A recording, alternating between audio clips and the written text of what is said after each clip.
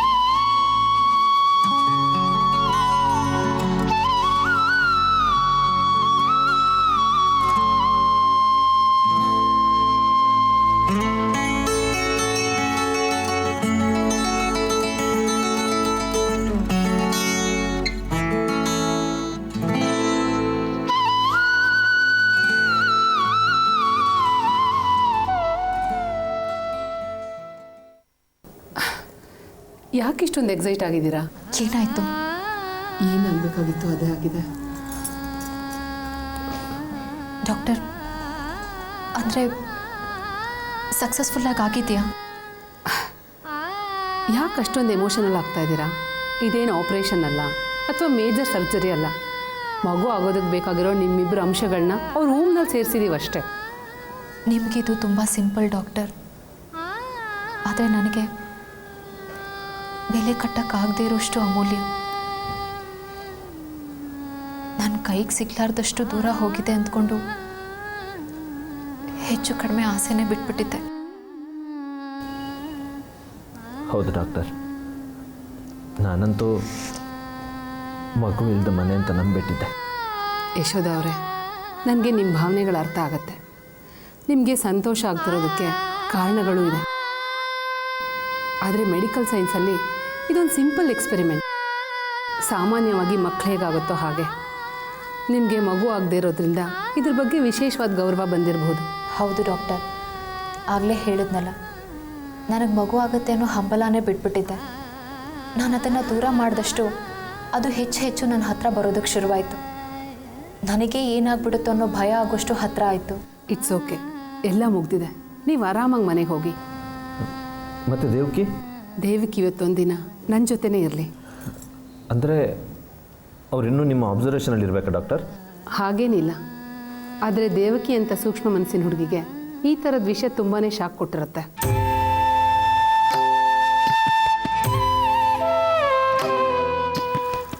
ಅದಕ್ಕೆ ನಾನು ಅವಳಿಗೆ ಮಾನಸಿಕವಾಗಿ ಧೈರ್ಯ ತುಂಬಬೇಕಾಗಿದೆ. ಅಂದರೆ ಅವ್ರು ತುಂಬ ಬೇಜಾರಲ್ಲಿದ್ದಾರೆ ಡಾಕ್ಟರ್?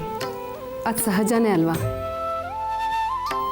ಯಾರ್ದೋ ಮಗುಗೆ ತಾಯಿ ಆಗೋದು ಅಂದರೆ ನಮ್ಮ ಸಮಾಜದಲ್ಲಿ ಆತಂಕ ಇದ್ದೇ ಇರುತ್ತೆ. ಯೂಶುವಲ್ ಆಗಿ ಮದುವೆ ಆಗಿ ಮಕ್ಕಳಾದವರು ಇಂಥದಕ್ಕೆ ಒಪ್ತಾರೆ. ಮದುವೆ ಆಗದೆ ಇರೋರು ಇಂಥ ನಿರ್ಧಾರಕ್ಕೆ ಬರೋದು ಕಷ್ಟ. ಡಾಕ್ಟರ್, ನಾವು ಅವ್ರನ್ನ ನೋಡ್ಬೋದಾ? ಬೇಡ ರಘು, ಅವರು ನೋಡೋದಕ್ಕೆ ನನಗೊಂಥರ ಗಿಲ್ಟ್ ಅನ್ನಿಸ್ತಾ ಇದೆ. ತಪ್ಪಿತಸ್ಥೇನೋ ಭಾವನೆ ಬರ್ತಿದೆ. ನೋನು, ನೀವು ಹಾಗೆಲ್ಲ ಯೋಚನೆ ಮಾಡಬಾರ್ದು. ನಾಳೆ ಆದರೂ ನೀವು ಅವ್ರನ್ನ ನೋಡಲೇಬೇಕಲ್ಲ. ನೋಡಿ, ಮೊದಲು ನೀವು ನಿಮ್ಮ ಮನೆಗೆ ಮಗು ಬರುತ್ತಲ್ಲ ಅಂತ ಸಂತೋಷ ಪಡಿ. ಉಳಿದಿದ್ದ ಆಮೇಲೆ ನಾಳೆ ನೋಡೋರಂತ. Thanks doctor. ನಿಮ್ಮನ್ನು, ದೇವ್ಕಿನ ನಾನು ಈ ಜನ್ಮದಲ್ಲಿ ಮರೆಯಲ್ಲ. Thank you doctor. ನಾವು ನಾಳೆ ಬರ್ತೀವಿ.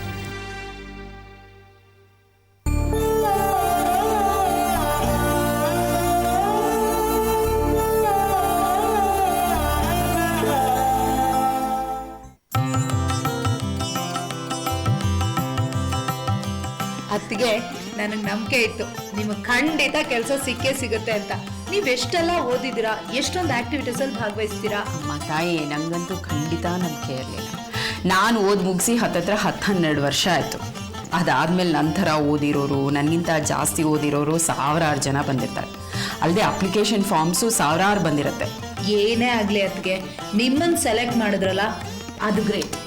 ಅದೆಲ್ಲ ಏನೂ ಇಲ್ಲ. ನನ್ನ ಯೋಗ್ಯತೆ ಬರೀ 50% ಮಾತ್ರ ಅಷ್ಟೇ. ಉಳಿದಿದ್ದು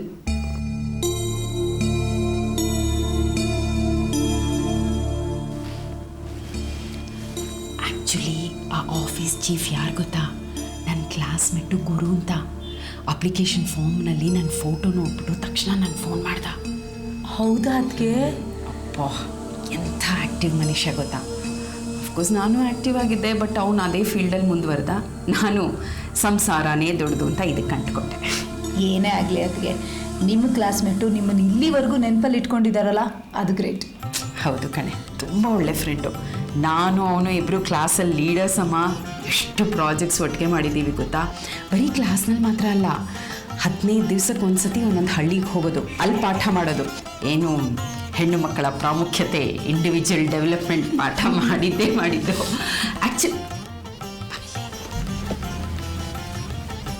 ಆ್ಯಕ್ಚುಲಿ ಆ ಗುರು ಯಾರು ಗೊತ್ತಾ? ಕಾರ್ಕಳಕ್ಕೆ ನಮ್ಮನ್ನು ಫ್ಯಾಷನ್ ಶೋ ಕರೆದಿರ್ಲಿಲ್ವಾ?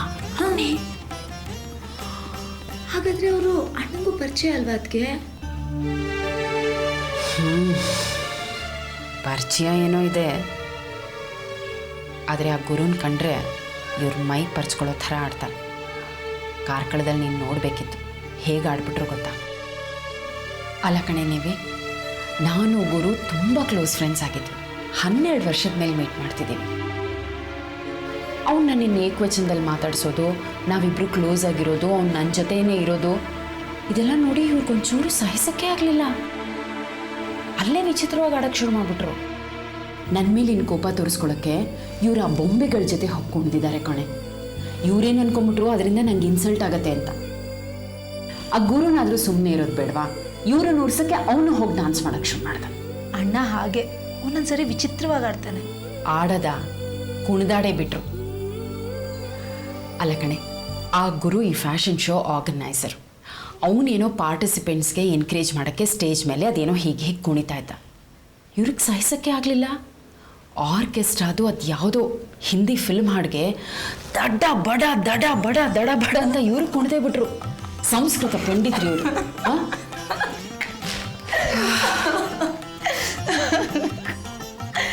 ಒಳ್ಳೆ ಅಣ್ಣ, ಅಣ್ಣನಿಗೇನೋ ಆಗಿದೆ. ನನಗೂ ಅದೇ ಹೆದರಿಕೆ ಕಣೆ. ನಾನು ಸೇರೋ ಆಫೀಸ್ಗೆ ಈ ಗುರುನೇ ಬಾಸ್ ಅಂತ ಗೊತ್ತಾದರೆ ಇವ್ರನ್ನೇನು ಮಾಡ್ತಾರೋ ಅಂತ ಭಯ.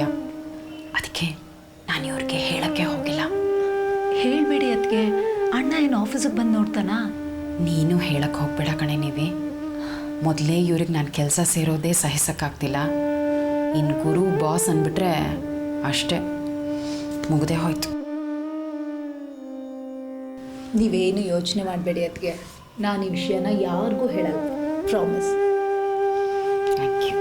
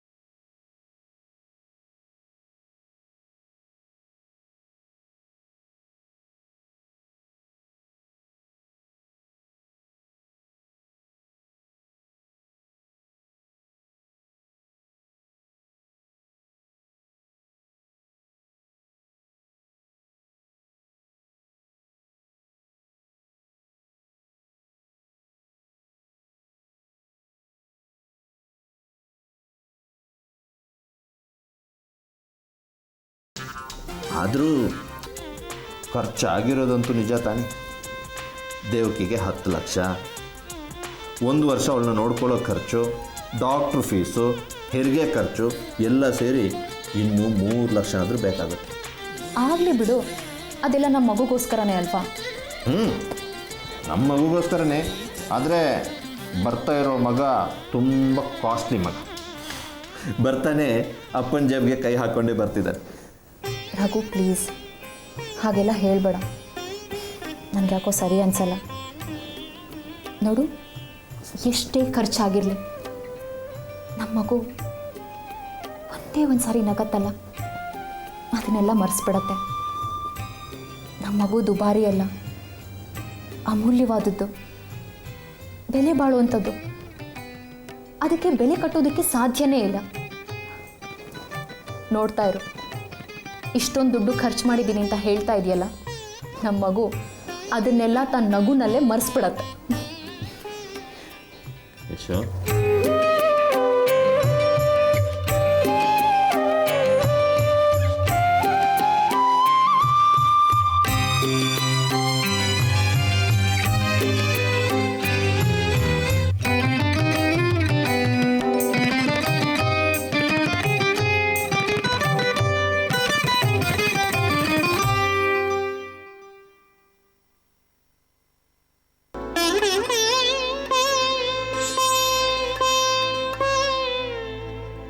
ದೇವಕಿ ಅವರೇ,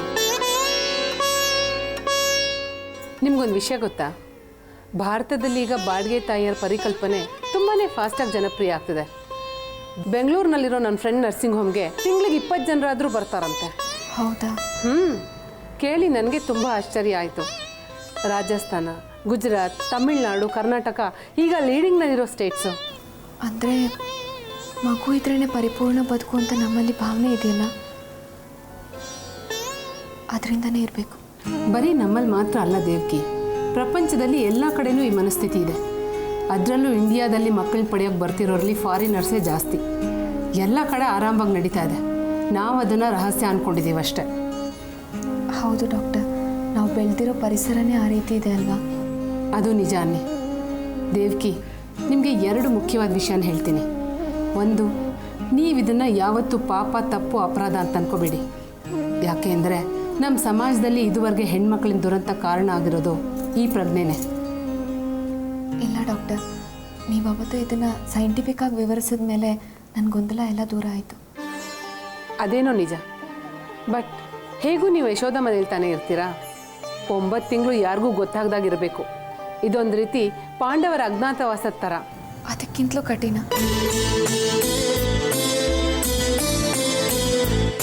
ಅದಕ್ಕೆ 9 ತಿಂಗಳು ಆದಷ್ಟು ಎಚ್ಚರಿಕೆಯಿಂದ ಇರಿ ಅನ್ನೋದೇ ನನ್ನ ಆಸೆ. ಖಂಡಿತ ಡಾಕ್ಟರ್. ದೇವಕಿ, ನಾನು ನಿಮಗೆ ಇನ್ನೂ ಒಂದು ವಿಷಯ ಹೇಳ್ತೀನಿ. ಇದನ್ನು ನಾನು ನಿಮಗೆ ಬೇಕಾದಷ್ಟು ಸಾರಿ ಹೇಳಿದ್ದೀನಿ. ತುಂಬಾ ಮುಖ್ಯ ಆಗಿರೋದ್ರಿಂದ ಮತ್ತೆ ಹೇಳ್ತೀನಿ. ದೇವಕಿಯವರೇ, ಮಗು ಬಗ್ಗೆ ಯಾವತ್ತೂ ಎಮೋಷನಲ್ ಆಗಬೇಡಿ. ಯಾಕೆ ಅಂದರೆ ಅದು ನಿಮ್ಮ ಮಗು ಅಲ್ವೇ ಅಲ್ಲ.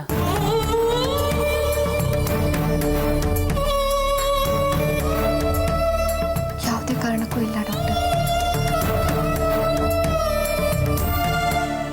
ಸೈಂಟಿಫಿಕ್ ಆಗಿ ಹೇಳಬೇಕು ಅಂದರೆ ಇದು ಯಶೋಧ ರಘು ಮಗು ನಿಮ್ಮ ಹೊಟ್ಟೆಲಿ ಬೆಳೀತಾ ಇದೆ ಅಷ್ಟೇ. ನಮ್ಮ ಹೆಂಗಸ್ರ ಮನಸ್ಥಿತಿ ಏನು ಅಂದರೆ ನಮ್ಮ ಹೊಟ್ಟೆಲಿ ಹುಟ್ಟಿದ ಮೇಲೆ ನಮ್ಮದೇ ಮಗು ಅನ್ನೋದು. ಇಲ್ಲ ಡಾಕ್ಟರ್, ಅದಕ್ಕೆಲ್ಲ ವನವಾಸ ಅನುಭವಿಸೋದಕ್ಕೆ ಯಾರಿಗಿಷ್ಟ ಇರುತ್ತೆ ಹೇಳಿ? ಗುಡ್, ತುಂಬಾ ಪ್ರಾಕ್ಟಿಕಲಾಗಿ ಅರ್ಥ ಮಾಡ್ಕೊಂಡಿದ್ದೀರಾ. ಅಲ್ಲದೆ ನಿಮ್ಮತನ ನಿಮಗೆ ಉಳಿದಿದೆ. ಇದನ್ನು ನೀವು ನಂಬಲೇಬೇಕು. ಇದನ್ನು ನಾನು ನಿಮ್ಮ ಸಮಾಧಾನಕ್ಕೆ ಹೇಳ್ತಿಲ್ಲ, but this is the fact. ಹಾಗಾಗಿ ಯಾವುದೇ ಗೊಂದಲ ಅಥವಾ ಭಾವುಕತೆಗೆ ಅವಕಾಶ ಕೊಡಬೇಡಿ.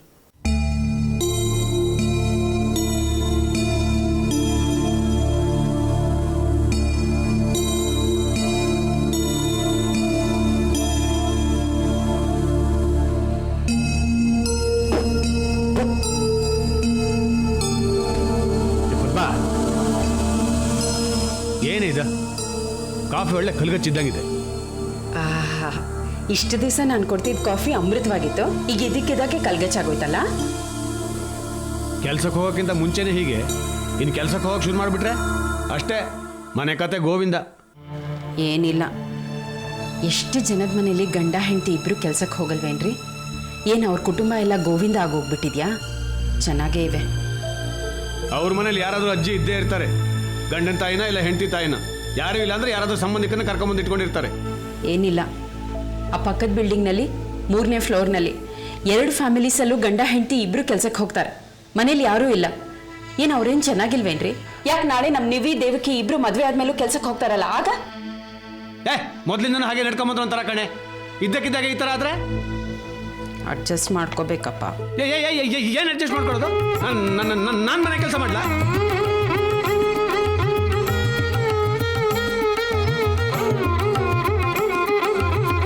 ನೀವು ಮಾಡಿಂದ ನಾನೇನಾದರೂ ಹೇಳಿದ್ನ? ಆಫೀಸ್ಗೆ ಹೋಗೋಕ್ಕೆ ಮುಂಚೆ ನಾನೇ ಎಲ್ಲ ಮಾಡಿಟ್ಬಿಟ್ಟು ಹೋಗ್ತೀನಿ. ಮಿಕ್ಕಿದ್ದನ್ನು ಆಫೀಸಿಂದ ಬಂದಮೇಲೆ ಮಾಡ್ತೀನಿ. ಮಧ್ಯದಲ್ಲಿ ಮನೆಗೆ ಬಂದಾಗ ನನಗೆ ಕಾಫಿ ಬೇಕು ಅನ್ನಿಸ್ತು, ಅವಾಗ ಏನು ಮಾಡಲಿ? ಕಾಲೇಜಲ್ಲಿ ಕ್ಯಾಂಟೀನ್ ಇಲ್ವೇನ್ರಿ? ಇದೇ ವಿಚಾರಕ್ಕೆ ತಾನೇ ನೀನು ನನಗೆ ಬೈತಾ ಇದ್ದಿದ್ದು. ಕಾಲೇಜ್ ಕ್ಯಾಂಟೀನಲ್ಲಿ ಕಾಫಿ ಕುಡಿದು ಸುಮ್ಮನೆ ದುಡ್ಡು ಹಾಳು ಮಾಡಬೇಡಿ ಅಂತ. ಈಗ ನಿಮ್ಮ ಇಷ್ಟಕ್ಕೆ ಹಾಕಬೇಕು ಹಾಕಿ ಮಾತಾಡ್ತೀರಾ? ಅಣ್ಣ, ಅದಕ್ಕೆ ಸರಿಯಾಗಿ ಯೋಚನೆ ಮಾಡಿನೇ ನಿರ್ಧಾರ ತಗೊಂಡಿದ್ದಾರೆ. ಅವರು ಕೆಲ್ಸಕ್ಕೆ ಹೋಗೋದು ಎಲ್ಲ ದೃಷ್ಟಿಯಿಂದಲೂ ಸರಿಯಾಗಿದೆ. ನೀನು ಮಧ್ಯೆ ಒಗ್ಗರಣೆ ಹಾಕಕ್ಕೆ ಬರಬೇಡ. ಹಾಗಲ್ಲ ಅಣ್ಣ, ಸ್ವಲ್ಪ ಮುಂದಾಲೋಚನೆ ಮಾಡು. ಸ್ವಲ್ಪ ಸುಮ್ಮನೆ ಇರ್ತೀಯೋ?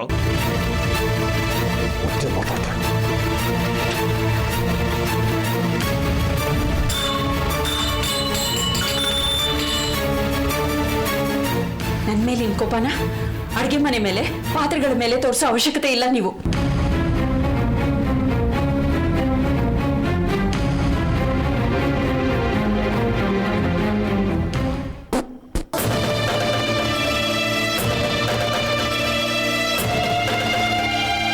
ಈಗೇನು ಕಾಫಿ ತಾನೇ ಸಮಸ್ಯೆ? ದಿನ ಬೆಳಗ್ಗೆ ಜಾಸ್ತಿ ಕಾಫಿ ಮಾಡಿ ಫ್ಲಾಸ್ಕಲ್ಲಿ ಹಾಕಿಟ್ಬಿಟ್ಟು ಹೋಗ್ತೀನಿ, ಸರಿನಾ?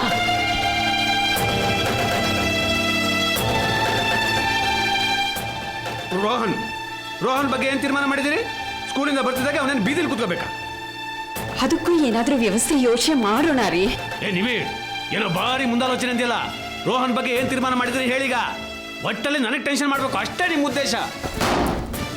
ನೋಡಿ, ಜೀವನದಲ್ಲಿ ಉದ್ಧಾರ ಆಗಬೇಕು ಅಂದರೆ ಒಂದಿಷ್ಟು ರಿಸ್ಕು ಟೆನ್ಷನು ತಗೋಬೇಕಾಗತ್ತೆ.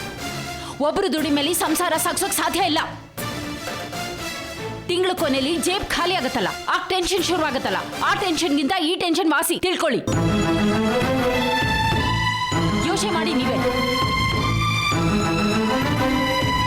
ಇಷ್ಟಕ್ಕೂ ನಾನು ನಿಮ್ಮನ್ನು ಕೇಳಿದ್ದಾನೆ ಕೆಲಸಕ್ಕೆ ಅರ್ಜಿ ಹಾಕಿದ್ದು.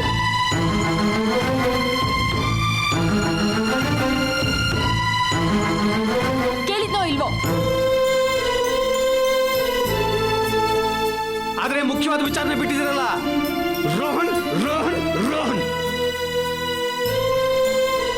ಅವನ ಬಗ್ಗೆ ಏನ್ ತೀರ್ಮಾನ ತಗೊಂಡಿದ್ದೀರಿ ಹೇಳೀಗ? ಅಣ್ಣ, ಹಾಗೇನಾದ್ರೂ ಆದ್ರೆ ಸುಮತಿ ನೂರಿಂದ ಕರ್ಸಿದ್ರಾಯ್ತು. ಮನೇಲೂ ಯಾರಾದ್ರೂ ಒಬ್ರು ಇದ್ದಾಗ ಆಗುತ್ತಲ್ಲ.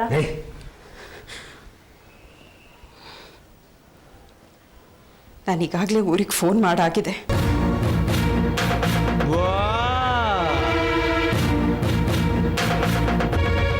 ಇದಕ್ಕೇನಾ ಸುಮತಿ ಊರಿಗೆ ಬರ್ತಾ ಇರೋದು?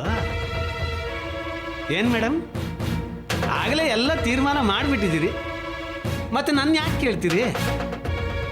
ನಾನು ಹೆಸರಿಗೆ ಯಜಮಾನ, ದೊಂಡಕ್ಕಿರೋದು.